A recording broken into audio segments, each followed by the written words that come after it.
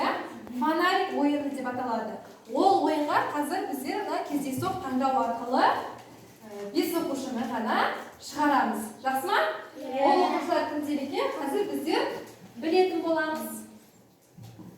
Бірінші оқушы бізде Жапархан Айару келе ғой. Мына жерде біздерде сиқырлы қораптар бар. Осы сиқырлы қораптың ішінде бір сурет жасырылған. Сол суреттегі бойынша сен сөйлем құрайсың. Жақсы ма? Біреуін таңдайды. Қазір екінші оқушы Хаджали. Келесі. Еді келе ғой.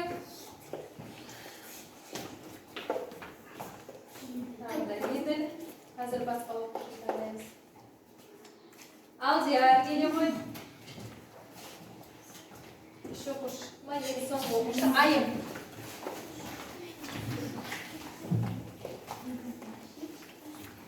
Фонарик ойыны дегеніміз балалар міне мына қораптың артында қандай сурет көріп тұрсың? Биші. Биші туралы сөйлем қой. Биші билейді, дара етісті. Сұрақ қояйық. Не істейді? Билейді. Билейді. Жақсы, жарайсың. Өзіңе бір балл ала қой ана жерде. Келесі оқушы Айым. Ол ақын. Ақын өлең шығарады. Ақын өлең шығарады. Дұрыс. Не істейді? Шығарады. Ол? Дара етістік. Жарайсың.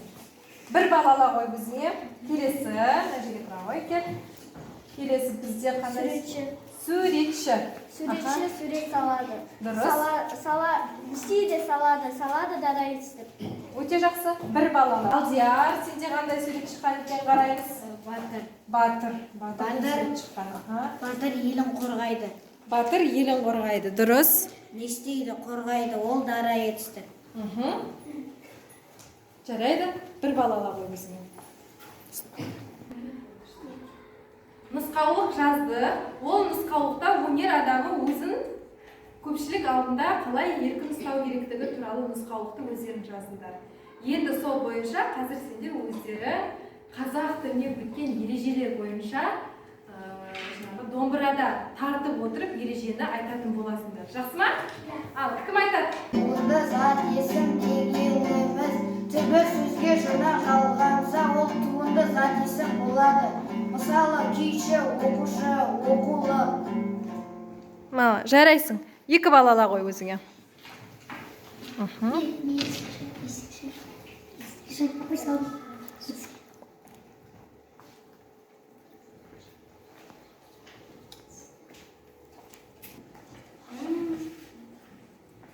Сұрағанды оқи қой. Есік дегеніміз не?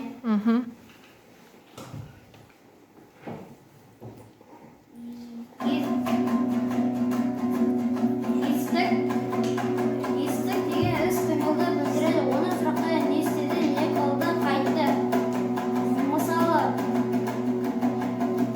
Алинар мектепке барды, не істеді, барды.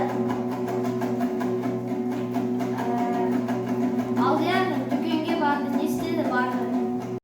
Енді балалар үй тапсырмасын жазып алсақ, бүгінгі сабақ қалай өткендігі бойынша сіздерге мынандай трафарет берді.